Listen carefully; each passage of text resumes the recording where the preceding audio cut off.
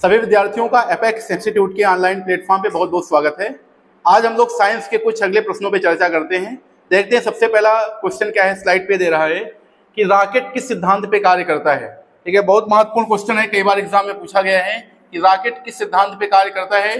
सबसे पहले ऑप्शन दिया है ऊर्जा संरक्षण के सिद्धांत पे, बर्नौली थ्योरम पे कार्य करता है, संवेग संरक्षण के नियम पे कार्य करता है या किरचॉफ के नियम पे कार्य करता है।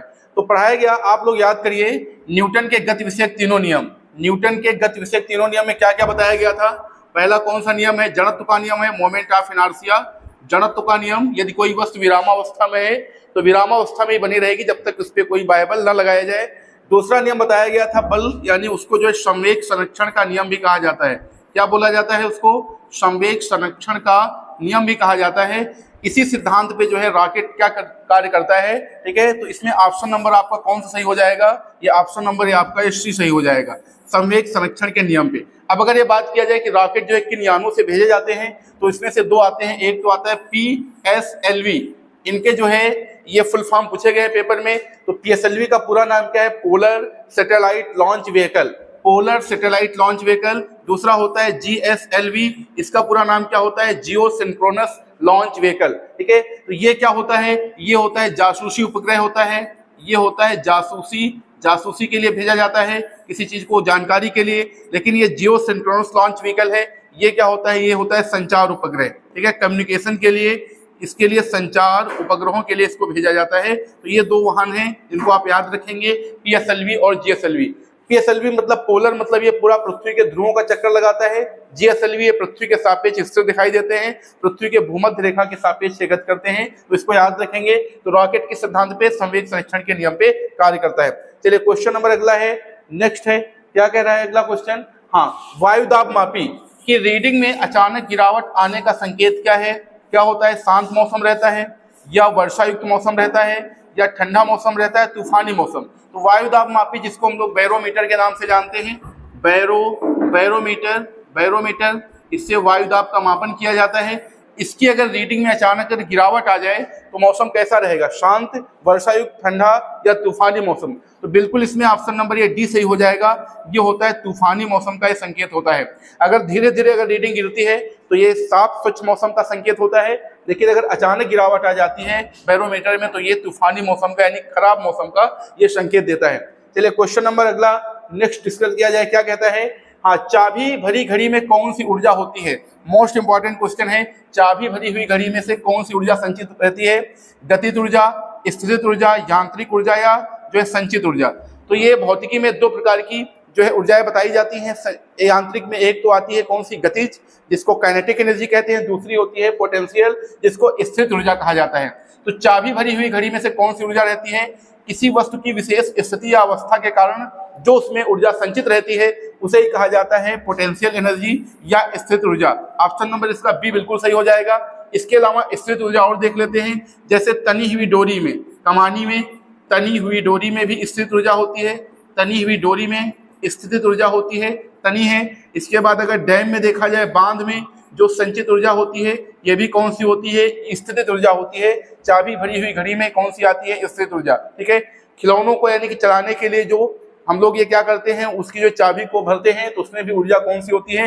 स्थितिज ऊर्जा होती है। इसका सूत्र जानते हैं, क्या होता है? P बराबर mgh होता है। क्या होता है? mgh। ये है पोटेंशियल एनर्जी। अगर काइनेटिक एनर्जी, गतिज ऊर्जा की बात की जाएगी तो हाफ mv²।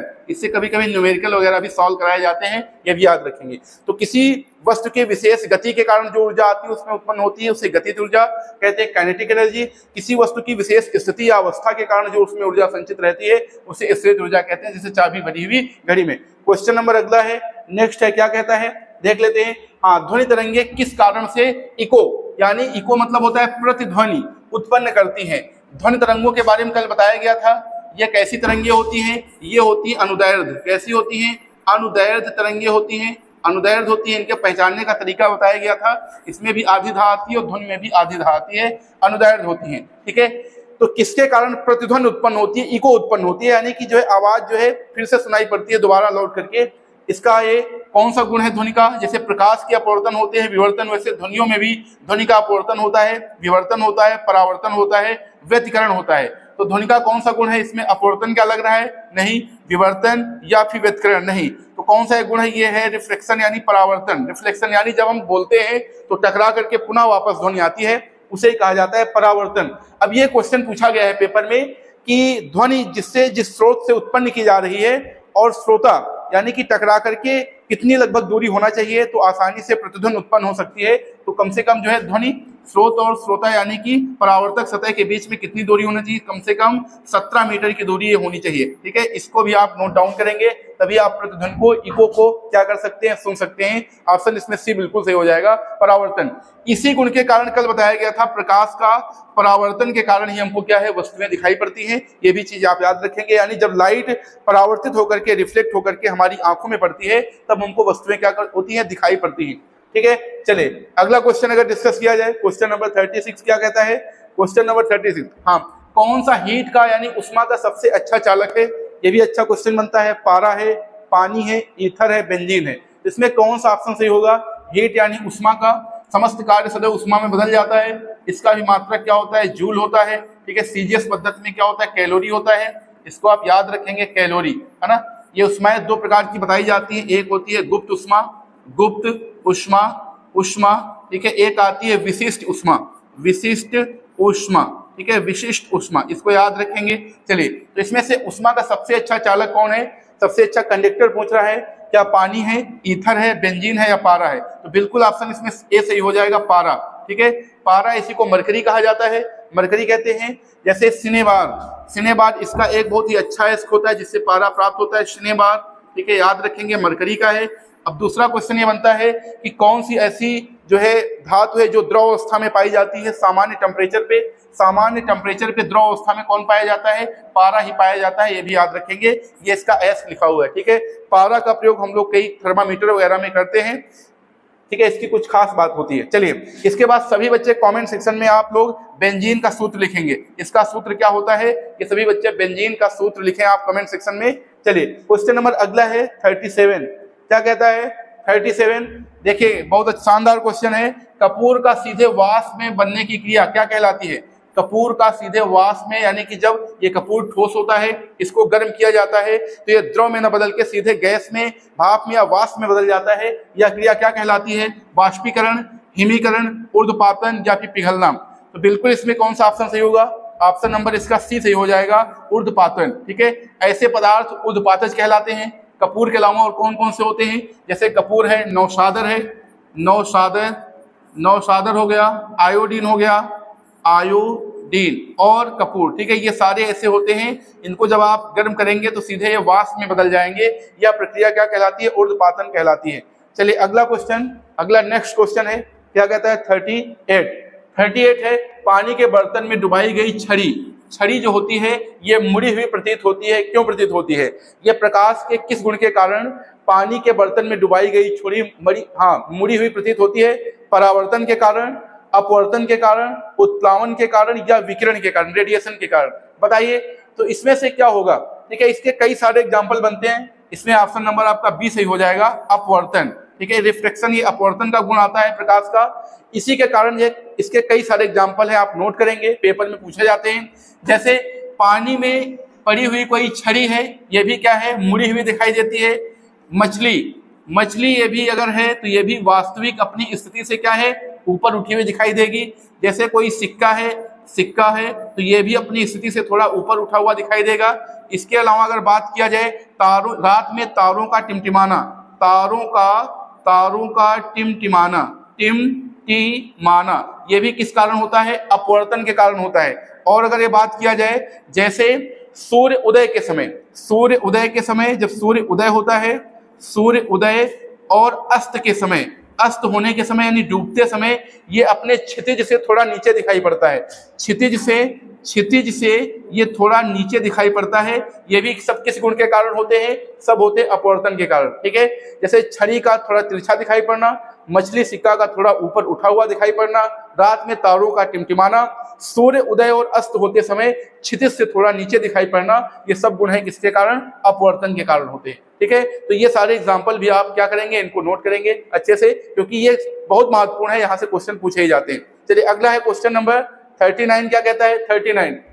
ये भी देखिए, अगला है प्रकाश का एक गुण पूछ रहा है फिर से, मृग मारीचिका तथा कटा हुआ हीरा, ये रेगिस्तान में बनती है। मृग मारीचिका तथा कटा हुआ हीरा अधिक चमकदार दिखाई देते हैं, प्रकाश के किस गुण के कारण दिखाई देते हैं? अपवर्तन के कारण, परावर्तन, या टोटल इंटरनल रिफ्लेक्शन जिसको कहते हैं पूर्ण आंतरिक परावर्तन, या फिर व्यतिकरण। तो इसमें कौन सा ऑप्शन सही होगा?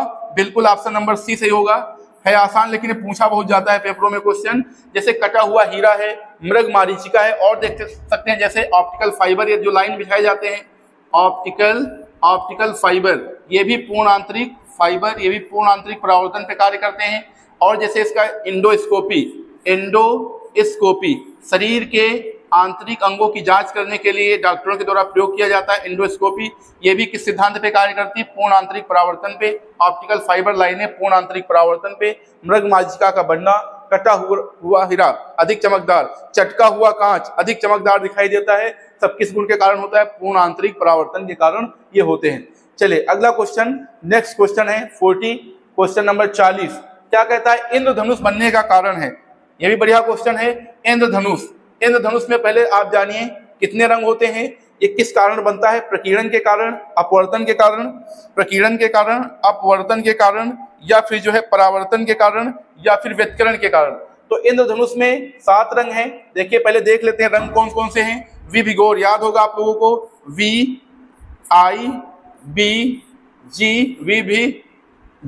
ग्योर, GYOR, इसको सही से लिखा जाए वी विगोर यहाँ पे, ठीक है। 7 रंग हैं, इसमें से कौन कौन से कलर आते हैं? तो इसमें देखिए इंद्रधनुष के बनने में ये सभी क्रियाएं होती हैं। इसमें जो है परावर्तन भी लगता है, पूर्ण आंतरिक परावर्तन भी होता है, प्रकीर्णन भी होता है, अपवर्तन भी होता है। लेकिन जो एग्जैक्ट सबसे अगर देखा जाएगा तो ऑप्शन नंबर ये सही हो जाएगा, प्रकीर्णन, स्कैटरिंग के कारण, ठीक है, इंद्रधनुष बनता है। वी विगोर में मैंने बताया है, वी हो गया VIB, विब GYOR, ये 7 कलर हुए कि नहीं? 1 2 3 4 5 6 7। अब देखते हैं जैसे वी से वायलेट, इसको क्या बोलते हैं? बैंगनी बोला जाता है, बैंगनी कलर हो गया, ये हो गया, ठीक है। आई से इंडिगो यानी जामुनी कलर है, जामुनी, ठीक है, इंडिगो। बी से कौन सा हो गया? बी से ब्लू हो गया, नीला कलर। जी से हो गया हरा, ग्रीन कलर हो गया। इसके बाद वाई से येलो यानी पीला कलर हो गया, ठीक है। ऑरेंज हो गया, ये नारंगी। इसके बाद रेड से कौन सा हो गया? लाल हो गया, ठीक है। तो ये 7 रंग आते हैं इंद्रधनुष में, बनने का कारण है प्रकीर्णन।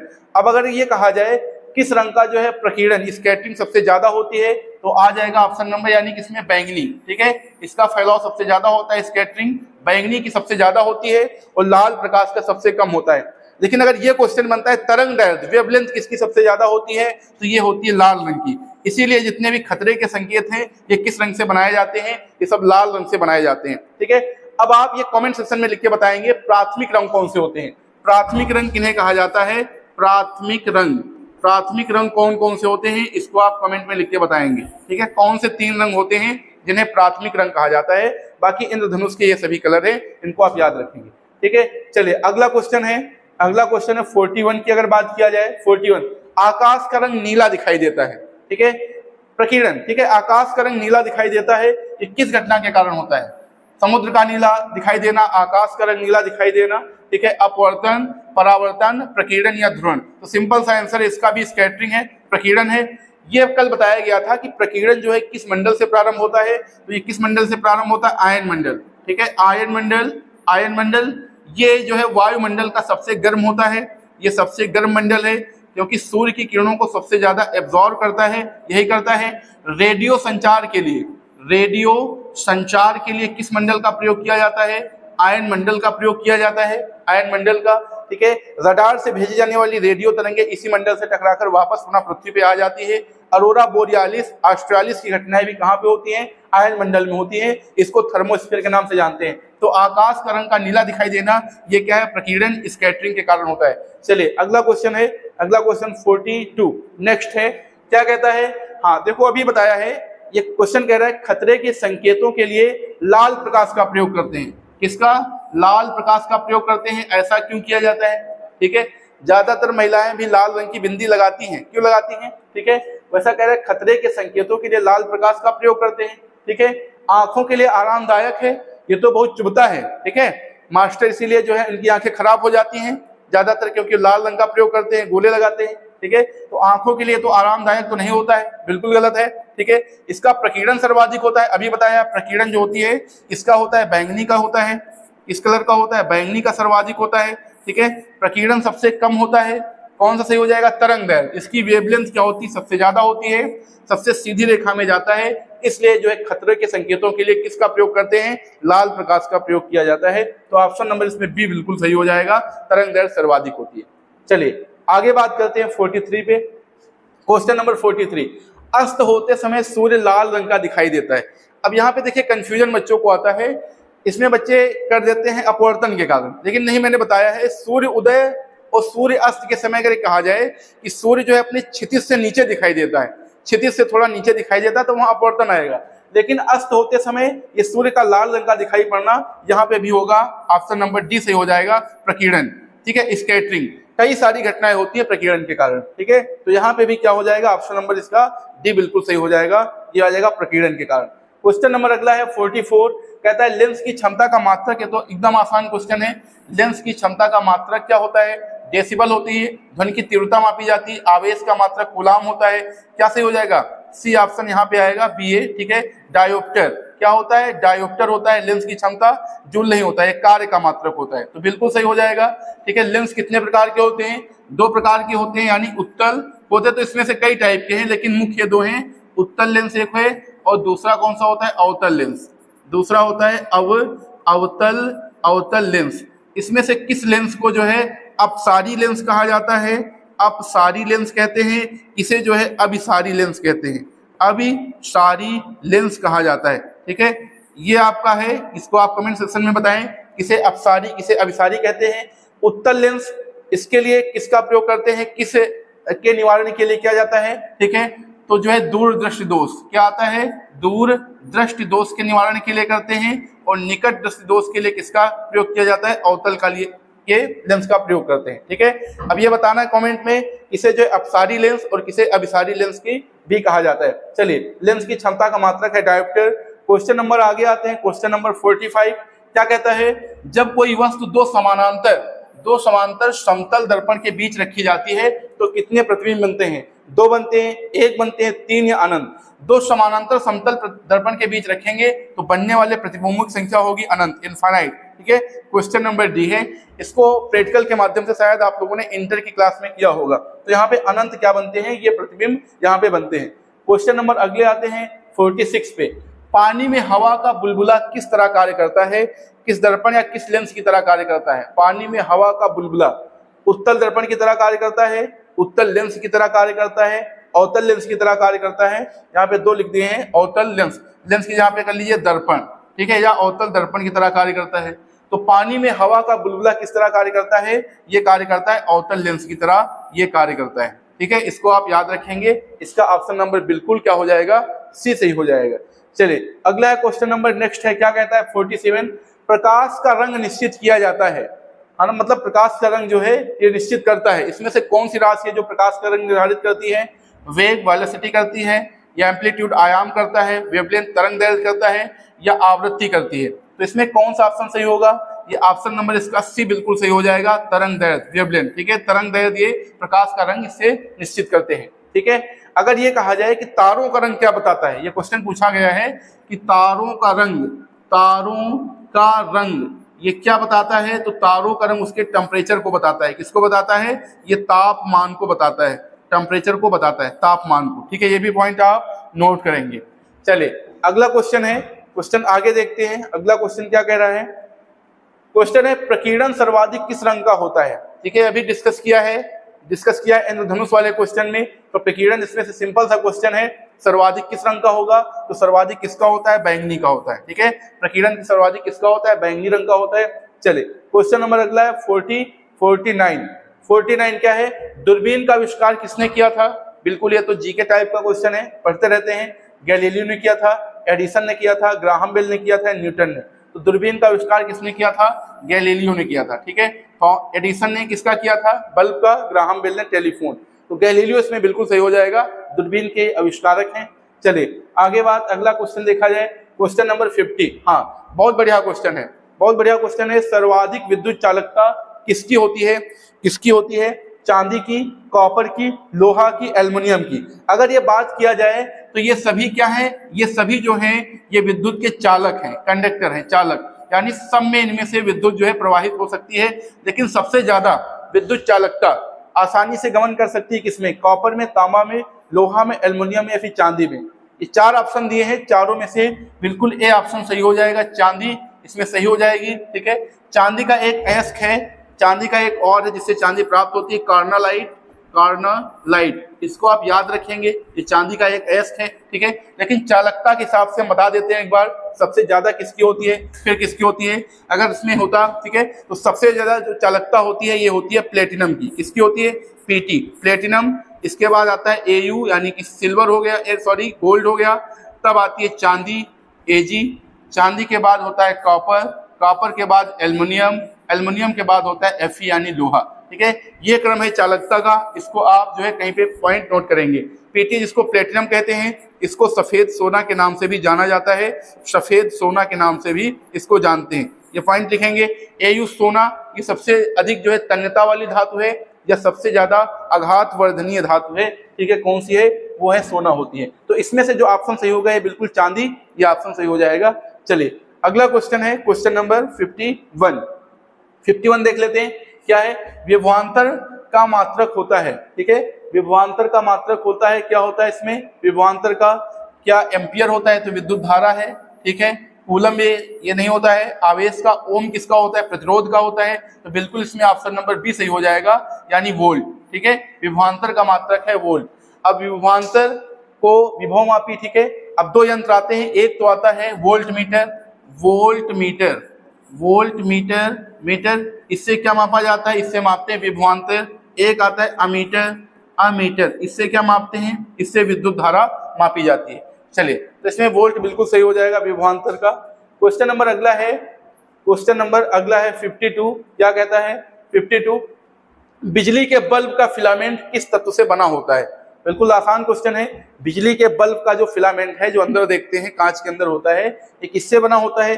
कॉपर से बना होता है। ठीक है, तांबे से, लोहा से, लेड शीशे से या फिर टंगस्टन से। किससे बना होता है? बिल्कुल आसान सा, ये ऑप्शन नंबर इसमें डी सही हो जाएगा, टंगस्टन से बना होता है। लेड या इसको शीशा भी कहा जाता है, शीशा। ठीक है, शीशा का एक यानी जिससे प्राप्त होता है शीशा का एस है गैलेना, पीबी। ठीक है, गैलेना, इसको याद रखेंगे, गैलेना है, शीशा का है, याद रखेंगे। तो बिजली का जो फिलामेंट है टंगस्टन से बनता है, आयरन बाकी और कॉपर। ठीक है, आयरन के भी लोहा के बारे में बताया जाता है। लोहा के अयस्क हैं, कई सारे हैं। लोहा वैसे तो 2 प्रकार का होता है, एक ढलवा होता है, एक होता है पिटवा लोहा। कौन सा होता है? पिटवा। ढलवा और पिटवा, शुद्ध कौन सा होता है? पिटवा होता है। अगर आयरन के अयस्क की बात किया जाए तो सबसे पहला आता है मैग्नेटाइट, मैग्नेटाइट सबसे अच्छे किस्म का आयरन है मैग्नेटाइट। इसके बाद होता है हेमेटाइट, हेमेटाइट। ठीक है, भारत में सबसे ज्यादा मिलता है मैग्नेटाइट, हेमेटाइट। ठीक है, अगला है कौन सा? सिडेराइट है, सिडेराइट।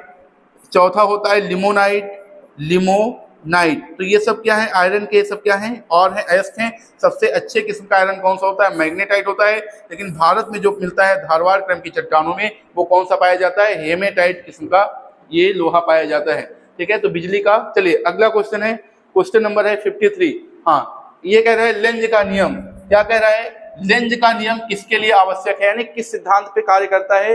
लेंज का नियम क्या है? ठीक है, ऊर्जा संरक्षण पे कार्य करता है, द्रव्यमान संरक्षण पे कार्य करता है, रेखीय संवेग पे या कोणीय संवेग संरक्षण पे। तो क्या इसमें सही हो जाएगा? ठीक है, बिल्कुल ये लेंज का जो नियम है ये ऊर्जा संरक्षण पे कार्य करता है। ठीक है, ऊर्जा संरक्षण, इसमें ऑप्शन नंबर ए बिल्कुल सही हो जाएगा। चलिए क्वेश्चन नंबर अगला है 54। 54 क्या है? कि नाभिकीय रिएक्टरों में मंदक के रूप में क्वेश्चन पूछा जाता है। नाभिकीय रिएक्टरों में मंदक यानी इनकी रिएक्टर की गति को मंद करने के लिए मंदक के रूप में किसका प्रयोग किया जाता है? थोरियम का, रेडियम का, ग्रेफाइट का या फिर साधारण जल का? देखिए, सबसे पहला अगर देखा जाए नाभिकीय रिएक्टर की खोज किसने की थी? इटली के वैज्ञानिक है एनरिको फर्मी। एनरिको फर्मी ने सबसे पहला जो बनाया था ये न्यूक्लियर रिएक्टर बनाया था, नाभिकीय रिएक्टर, जिसमें नाभिकीय ईंधनों का प्रयोग करके, ठीक है, ये क्या है? ये नाभिकीय ऊर्जा प्राप्त की जाती है, उसको विद्युत ऊर्जा में बदला जाता है। एनरिको फर्मी ने बनाया। भारत में सबसे पहला कौन सा था न्यूक्लियर रिएक्टर? अप्सरा। ये 1954 में ये बनाया गया। कहाँ पे स्थापित किया गया था? ये महाराष्ट्र में। महाराष्ट्र में, ठीक है। अपने उत्तर प्रदेश में कौन सा मिलता है, नरोरा है, जानते हैं नरोरा है। ये कहाँ पे, बुलंदशहर में है, यूपी में बुलंदशहर में है, इसको आप नोट कर लेंगे, बुलंदशहर। अब देखते हैं कि नाभिकीय रिएक्टर में इनकी क्रिया को मंद करने के लिए किसका प्रयोग करते हैं, थोरियम का, रेडियम का किया जाता है, साधारण जल का, ग्रेफाइट, ग्रेफाइट की छड़ें होती हैं, क्या होती हैं, ग्रेफाइट की छड़ें होती हैं। और एक और क्या होता है, एक होता है भारी जल, D2O, भारी जल का प्रयोग किया जाता है, जिसको ड्यूटेरियम ऑक्साइड के नाम से जानते हैं। तो ये दो चीजों का प्रयोग जो है नाभिकीय रिएक्टर में मंदक की क्रिया के रूप में ग्रेफाइट की छड़ें और भारी जल का प्रयोग किया जाता है। अगर ये कहा जाए कि भारी जल की खोज किसने की थी, 1932 में हुई थी, यूरे, किसने की थी, यूरे और वाशबर्न, वाशबर्न ने की थी, वाशबर्न ने की थी भारी जल की खोज 1932 में की गई थी, ठीक है, यूरे और वाशबर्न के द्वारा की गई।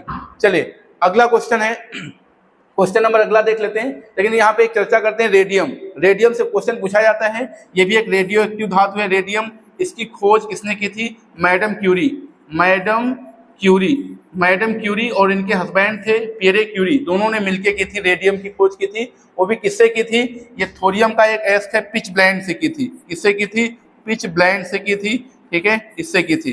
तो अब आप लोग बताएंगे इनको, मैडम क्यूरी और इनके हस्बैंड को जो है रसायन का नोबेल कब दिया गया, किससे, किसके लिए, रेडियम के लिए, ठीक है, कब मिला था। चलिए अगला बात करते हैं, क्वेश्चन नंबर अगला है, क्वेश्चन नंबर 55 है। क्या कहता है, ग्रहों की गति संबंधी नियम किसने दिया था, ग्रहों, प्लेनेट, प्लेनेट ये टॉपिक पढ़ाया हुआ है, जिसका नहीं पढ़े हैं तो आप लोग जरूर जो है प्लेलिस्ट में जाकर के सौर मंडल करके एक टॉपिक है, हमने पढ़ाया है पूरा, सभी 8 ग्रहों का विस्तार से उसमें डिस्कशन दिया है, सूर्य से लगा करके, चाहे बुध हो, शुक्र हो, पृथ्वी, मंगल, बृहस्पति, शनि, अरुण, वरुण।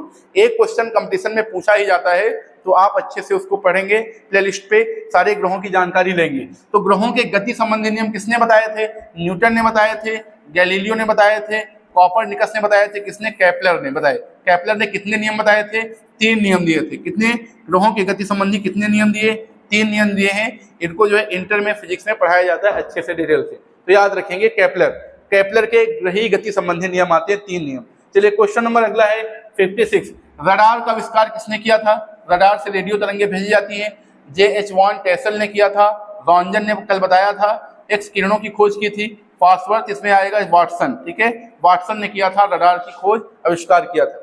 चलिए क्वेश्चन नंबर अगला है, नेक्स्ट है क्वेश्चन नंबर 57। क्या कहता है, देखिए सापेक्ष आर्द्रता मापी जाती है, किससे मापते हैं, सापेक्षिक आर्द्रता किससे मापी जाती है, आर्द्रता ह्यूमिडिटी हाइग्रोमीटर से मापते हैं। ऑप्शन नंबर बी बिल्कुल सही हो जाएगा, क्या आ जाएगा, हाइग्रोमीटर, ठीक है।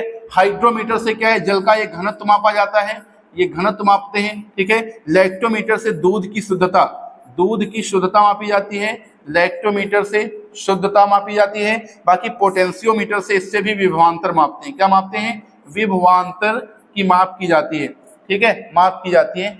चलिए लैक्टोमीटर। चलिए अगला अगर क्वेश्चन आगे देखा जाए, अगर ये कहा जाए कि दूध का रंग सफेद किस प्रोटीन के कारण होता है, दूध का रंग सफेद जो है किस प्रोटीन के कारण होता है, तो बच्चों कौन सी प्रोटीन है, केसीन, केसीन प्रोटीन के कारण दूध का रंग क्या होता है, ये सफेद होता है। दूध में खट्टापन कैसे आ जाता है जब खराब हो जाता है, जैसे दही में, तो किसके कारण होता है, लैक्टिक एसिड के कारण, किसके कारण होता है, लैक्टिक अम्ल के कारण दूध क्या हो जाता है, ये यहाँ पे खट्टापन इसमें आ जाता है दूध में। दूध में एकमात्र विटामिन कौन सी है, सी, ये नहीं पाई जाती है, बाकी सभी पाई जाती हैं, ठीक है। दूध में अगर फैट की मात्रा, दूध में फैट यानी वसा की मात्रा अगर 6% होती है तो इसी को कहा जाता है फुली क्रीम मिल्क, क्या बोलते हैं, fully cream milk, cream milk होता है, ठीक है, ये याद रखेंगे। दूध, तो दूध से संबंधित कुछ फैक्ट हैं, इनको आप याद रखेंगे। दूध के पास्चराइजेशन के लिए यानी इसमें बैक्टीरिया को मारने के लिए दूध को कितने डिग्री सेल्सियस पे लगभग गर्म करना चाहिए, 62.8 डिग्री सेल्सियस पे दूध को क्या किया जाता है, गर्म किया जाता है, ठीक है। चलिए आगे क्वेश्चन, अगला क्वेश्चन अगर चर्चा किया जाए, क्वेश्चन नंबर है 58 है, सूर्य की किरणों की तीव्रता मापने वाला उपकरण है, सूर्य की किरणों की तीव्रता, ठीक है, एस्ट्रोमीटर से, टेस्कोग्राफ से, एक्टिनोमीटर से या बैरोमीटर से, किससे मापते हैं, देखिए एस्ट्रोमीटर से नहीं, टेस्कोग्राफ से क्या मापा जाता है, इससे पौधों की वृद्धि मापी जाती है, पौधों की वृद्धि मापते हैं, पौधों की वृद्धि मापने के उपयोग में लाते हैं टेस्कोग्राफ से। बैरोमीटर से जानते हैं दाब मापते हैं, तो ये भी गलत हो जाएगा, बिल्कुल सही सी ऑप्शन एक्टिनोमीटर। एक्टिनोमीटर से क्या है, सूर्य की किरणों की तीव्रता मापते हैं। तो ऑप्शन नंबर बिल्कुल ये सही है, सी ऑप्शन इसका करेक्ट हो जाएगा। ठीक है, चलिए अगला क्वेश्चन है। नेक्स्ट क्वेश्चन कहता है 59 नंबर क्या है, थर्मोस्टेट का क्या प्रयोग है। थर्मोस्टेट जैसे फ्रिज वगैरह में थर्मोस्टेट लगाया जाता है, इसका कार्य क्या होता है थर्मोस्टेट का, ये तापमान मापता है। तापमान मापने के लिए प्रयोग नहीं करते, तापमान बढ़ाता भी नहीं है, ताप को विद्युत में बदलता है नहीं, तापमान को स्थिर रखना इसका सबसे प्रमुख कार्य होता है थर्मोस्टेट का, कि जो है टेम्परेचर को मेंटेन यानी टेम्परेचर को स्थिर रखने का एक कार्य करता है थर्मोस्टेट। ठीक है, बिल्कुल क्लियर हो गया। चलिए अगला है क्वेश्चन नंबर, अगर बात किया जाए 60 क्वेश्चन है। ठीक है, हाँ मोस्ट इंपॉर्टेंट है, ये भी कई बार पेपर में आया है। ये कहा है सापेक्षता का सिद्धांत किसने दिया था, प्रकाश की सापेक्षता। ठीक है, क्या होना चाहिए, प्रकाश की सापेक्षता लिखा है, प्रकाश लाइट की सापेक्षता का सिद्धांत किसने दिया था। ठीक है, इस कार्य के लिए इनको नोबेल भी दिया गया था 1931 में। वो कौन हो सकते हैं, यानी कि प्रकाश को चौथी विभीघात तक इन्होंने सिद्ध किया था। E बराबर mc² किसका फार्मूला है, न्यूटन का है, पास्कल का है, ठीक है, आर्किमिडीज का है, बिल्कुल सही है आइंस्टाइन, इसमें सही हो जाएगा आइंस्टाइन का है प्रकाश की सापेक्षता का सिद्धांत। इस कार्य के लिए इनको 1931 में नोबेल दिया गया था भौतिकी का। ठीक है, पास्कल ने कल बताया था इसको, कल वाले वीडियो में दाब संबंधी नियम दिए थे, द्रव में दाब संबंधी। आर्किमिडीज ने किसके सिद्धांत दिए थे, आर्किमिडीज ने दिए थे प्लवन मतलब है तैरने के नियम। किसके नियम दिए थे, तैरने के नियम बताए थे आर्किमिडीज ने। ठीक है, चलिए तो इसमें आइंस्टाइन बिल्कुल सही है। क्वेश्चन नंबर अगला है 61। क्वेश्चन नंबर 61 क्या कहता है, अब कुछ क्वेश्चन है बायो के, महत्वपूर्ण क्वेश्चन है, फिजिक्स के लगभग क्वेश्चन हो गए हैं। ठीक है, अब जो आगे आते रहेंगे अगले स्लाइड पे चर्चा किए जाएंगे, लेकिन अब यहाँ से कुछ महत्वपूर्ण क्वेश्चन है जीव विज्ञान के हैं। जीवन की मूलभूत इकाई है, देखिए जीवन लाइफ, ठीक है, लाइफ जीवन की मूलभूत इकाई है, यानी कि सबसे छोटी इकाई, कार्यात्मक इकाई कौन सी होती है। इसमें से कोशिका होती है, सेल होती है, अंग होता है, ऊतक होते हैं, नाभिक होते हैं। तो क्या हो जाएगा, बिल्कुल ऑप्शन नंबर ए बिल्कुल सही हो जाएगा, कोशिका, सेल। ठीक है, अब सेल से कई सारे क्वेश्चन बनते हैं। सेल का अध्ययन किसमें किया जाता है, तो बच्चे साइटोलॉजी में। ठीक है, ये साइंस की शाखा में बताया था। सेल की स्टडी किसमें करते हैं, साइटोलॉजी, इसी को कोशिका विज्ञान कहा जाता है। कोशिका को खोजा सबसे पहले किसने था, 1665 में किसने खोज की थी इसकी, रॉबर्ट हुक ने। किसने खोजी थी, रॉबर्ट हुक, इसीलिए इनको रॉबर्ट हुक को क्या कहते हैं, कोशिका विज्ञान का पिता कहा जाता है। ठीक है, इनको जो है क्या कहते हैं, फादर ऑफ साइटोलॉजी कहा जाता है रॉबर्ट हुक। लेकिन इन्होंने मरी हुई सेल देखी थी। ठीक है, जीवित कोशिका किसने देखी थी, फादर ऑफ जो है जो बैक्टीरियोलॉजी है, कौन है, एंटनी वॉन ल्यूवेनहॉक।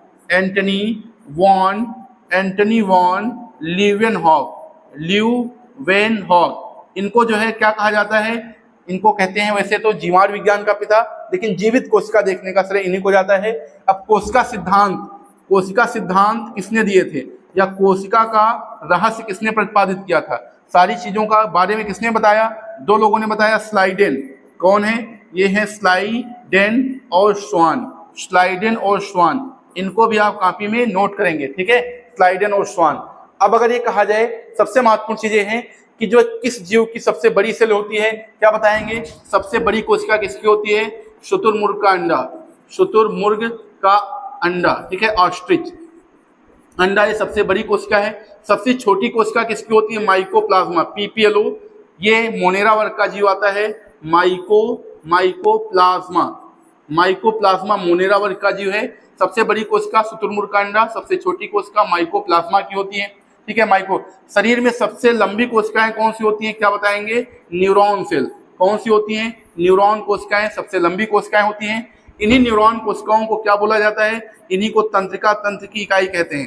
तंत्रिका तंत्र की इकाई, ठीक है, इकाई यूनिट ऑफ नर्वस सिस्टम, क्योंकि तंत्रिका तंत्र का निर्माण किनसे होता है, न्यूरॉन सेल से होता है। ठीक है, ये नोट करेंगे।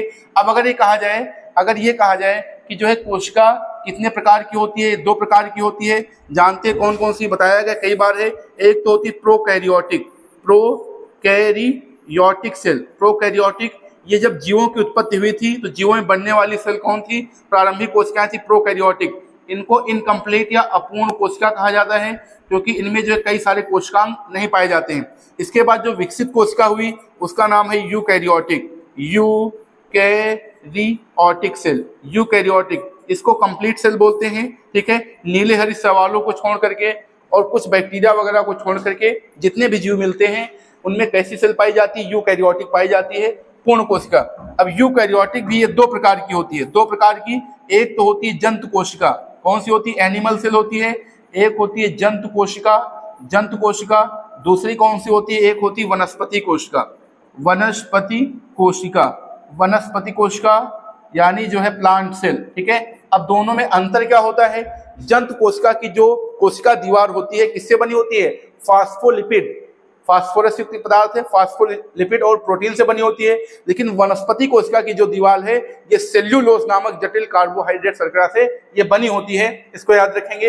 अब दोनों में मूलभूत अंतर ये है कि दोनों में पूछा जाता है जंतु कोशिका में कौन सा कोशिकांग नहीं पाया जाता है, लेकिन वनस्पति में पाया जाता है, तो वो क्या है? इसको भी नोट डाउन करेंगे, वो है क्लोरोप्लास्ट। क्लोरोप्लास्ट यानी इसी को हरित लवक कहा जाता है। यह वनस्पति कोशिका में मिलता है लेकिन जंतु कोशिका में नहीं मिलता है, इसीलिए वनस्पतियां क्या करती हैं? अपना भोजन बना ले जाती है। यह कहा जाए कि प्रकाश संश्लेषण की क्रिया कहाँ संपन्न होती है, तो क्या बताएंगे? क्लोरोप्लास्ट या हरित लवक में। ठीक है, तो ये सारी चीजों को आप क्या करेंगे? इनको आप अच्छे से आप नोट कर लेंगे। चलिए क्वेश्चन नंबर 62 है, क्या कहता है?